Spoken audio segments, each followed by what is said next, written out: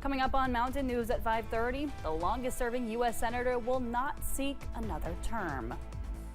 And a new round of layoffs for thousands of federal workers is expected as the Trump administration presses ahead with a sweeping government overhaul. And another cold weather advisory is in effect this evening. Details shortly. Dedicated to southern and eastern Kentucky, this is WYMT Mountain News at 5:30. Good evening, I'm Amelia Lee. The snow event has come to an end here in the mountains, but we are not quite done with the bitterly cold temperatures just yet. Meteorologist Eric Dean tells us more about that on this First Alert Weather Day. Eric, what are we expecting? That's right, Amelia. We have another cold weather advisory in effect for the majority of the WYMT viewing area. We'll go ahead and take a look here at the map. You can draw the line from Mingo County to Rockcastle County and all the counties south of that line. You can see the counties in blue. This starts at 10 o'clock this evening and goes until 10 o'clock Friday morning. Right now, we're seeing temperatures in the teens and 20s. We're already at 17 in Irvin, 19 in Boonville, 18 Jackson, 21, well, now 19 in Whitesburg, 19 in Pikeville. But you factor in that feels like temperature, already feels like 1 in Wise, 7 Irvin, 9 Moorhead, 4 in London, 9 in Williamsburg, as well as Monticello, 19 in Whitesburg, 13 in Hazard. We're still seeing a few little blips of snow on live pinpoint Doppler radar. Other than that, everybody is staying mainly quiet. You can see high pressure is in control right now. We're going to clear out as we go throughout the weekend and start to warm up. Forecast for tonight plays like this. We'll go down to 12 degrees. Some places we'll see overnight lows in these single digits. I'll have your complete First Alert forecast plus a look at this weekend coming up in just a few minutes. Amelia. All right, thank you, Eric. Well, some of Kentucky's neighboring states receive snow. In Virginia, crews with the Department of Transportation were out doing what they could to clear the roads for people commuting. A spokesperson with AAA says the snow that came through was a little different compared to previous snowstorms. She says when the wind picks up, the conditions outside almost became like a blizzard, making it very difficult to see at times. Kentucky Senator Mitch McConnell announced today on the Senate floor that he will not seek re-election in 2026. McConnell was the longest-serving Senate party leader in U.S. history. WYMT's Washington News Bureau correspondent Brendan Cullerton has the story from the nation's capital. On his 83rd birthday, Senator Mitch McConnell announced his storied political career will be coming to an end. Kentucky voters elected McConnell to the Senate 7 times. Following his speech, senators applauded the former Republican leader. Mr. President, I ask unanimous consent that the members and staff and spectators in the gallery be allowed to applaud for a period not to exceed 30 seconds. Senator Mitch McConnell says he will say goodbye to a chamber he served since 1984, and he thanked the people of Kentucky for sending him there for 40 years. Immense gratitude for the opportunity to take part in the consequential business of the Senate and the nation. McConnell was known for years as a powerful strategist, navigating the chamber rules, overseeing impeachment trials, and shaping the court system. But he noted when he first came to Washington, he did not have the experience of a former governor or member of the House.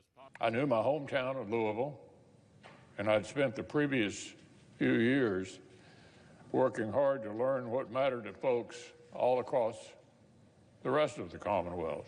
The conservative McConnell has sparred with President Donald Trump over his brand of populism. Toward the end of his speech, he mentioned priorities that would appear at odds with Trump, like maintaining America's military commitments and supporting small businesses relying on foreign trade.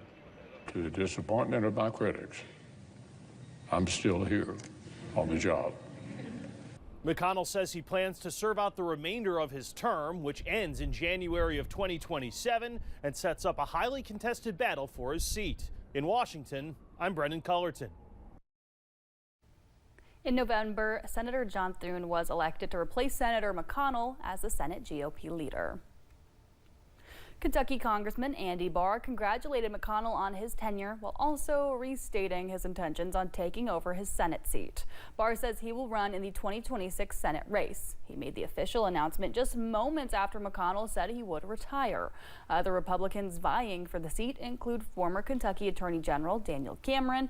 He posted on social media saying it's time for a new generation of leadership in the U.S. Senate. Investigators are still trying to figure out how a Delta flight flipped over upon landing at the Toronto airport. 2 runways will remain closed until at least later this week. Delta Airlines has offered the passengers on the plane $30,000, no strings attached. If all 76 passengers take the money, that would add up to more than $2.2 million.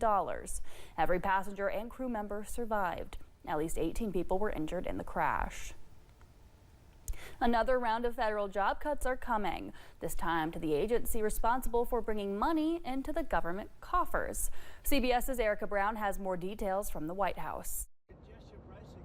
President Trump and advisor Elon Musk are targeting the IRS for their Department of Government Efficiency's next round of layoffs. More than 6,000 IRS employees are expected to receive termination notices by the end of the week. We're studying every agency and deciding who to let go and why. And we're doing so very rationally with a lot of support from analysis. Musk, who is set to speak at the Conservative Political Action Committee conference Thursday, claims the cuts are saving taxpayers billions. Already saving $50 billion in a single year, which over a 10-year period would be $500 billion.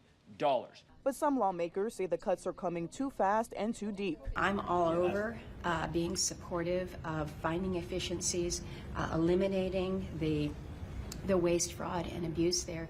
But there is a way that we go about it, and we do it within the confines of the law. The campaign to slash the size of government is headed across the Potomac to the Pentagon, where CBS News has learned the administration told senior leaders to prepare for an 8% budget cut. We're cutting spending with the advice of our IT consultant, Elon Musk. The Pentagon is expected to shift those funds to other Defense Department programs that are priorities for the president, such as border security. Erica Brown, CBS News, the White House. The Pentagon said the $50 billion in budget cuts will come from programs it classified as woke, including climate change. In a new CNN poll, Americans are divided on President Trump's performance in office so far.